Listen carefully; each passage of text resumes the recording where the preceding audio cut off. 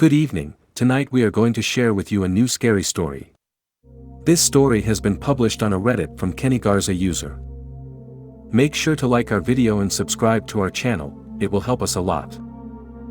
The Crying Doll, it's the title story. My name is Evelyn, but most people call me Lynn.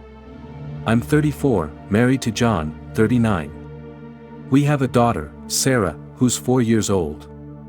I work at the town school as an English teacher and my husband works for social services. I have to tell you my story, before it's too late to share the truth. It all began a month ago. I was preparing dinner when John came home from work. And, as usual, he brought a gift for Sarah. A beautiful porcelain doll, with curly brown hair and a red dress with black stripes on it. I told Sarah to let it rest until we ate dinner. She did, grudgingly. Once the dinner finished, Sarah just rushed immediately to the doll. She hugged her and kissed her. And just for a second, I had this shiver crawl down my spine. As we went to bed, I told Sarah to be careful with the doll since it seems fragile. To what she answered, "Edith is already broken." I took a quick look at the doll, and indeed, there was a finger missing from one of her hand and a little crack on her skull. I thought it was a brand new doll. Weird.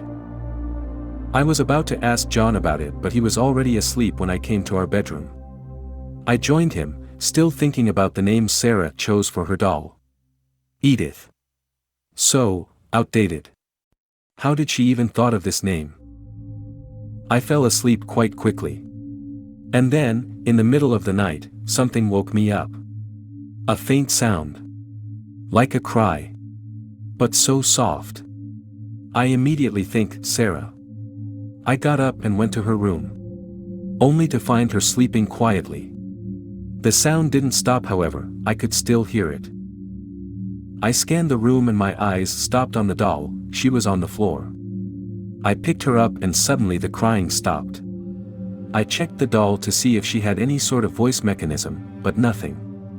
Her body was made of tissue, except for the head, arms and legs, which were porcelain. I looked at the crack on her skull and I watched in horror and disgust a worm coming out of it. I threw the doll on the floor, waking up Sarah doing so. "Mom. What are you doing?" she asked me with a sleepy voice. I was still catching my breath. "I'm sorry, hon, I just heard something, it's okay. Why did you throw Edith on the floor?" "I think she might be infested with worms, I'll get rid of it." At this moment, the crying started again.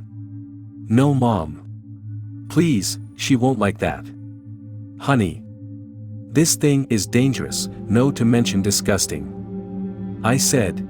She started crying and tried to reach for the doll, which I pushed away with my feet. I said, "No, Sarah, let me at least clean her. I promise I won't throw it out, okay?" She nodded. Now, back to sleep, I took the doll, carefully, and the crying stopped again. I wonder if Sarah could hear them. Am I going crazy? I tried to find the worm, but it seems to have disappeared. I looked at the crack, but it was clean. I could see inside the doll's head and nothing was inside. Just for safety, I put the doll in a plastic bag, and the crying resumed. But they were muffled. I was unable to find sleep after that, so I just laid down on the couch with the TV on. John woke me up the next morning. He had the bag with the doll in it in his hand. "Care to explain?" he asked me with a smile. I had to take a few seconds to remember everything from last night. "Oh, this," I said. "I saw a worm coming out of her head." His smile died on his face. He opened the bag and proceeded to examine the doll. "Where?" I pointed to the crack. "There's nothing there," he said. My eyes opened widely. I couldn't believe it. There was no crack on the doll's head. I took the little hand and the missing finger was here. I must have been dreaming. But Sarah too. "Edith is already broken," I whispered to myself. "What did you say?" John asked me.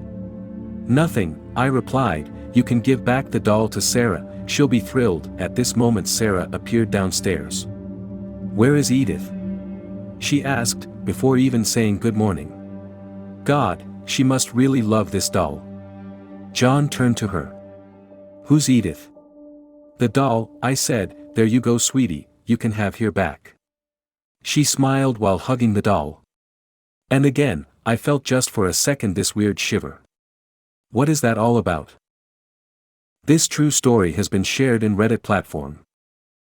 Thanks for watching, and make sure to like our video and subscribe to our channel, it will help us a lot.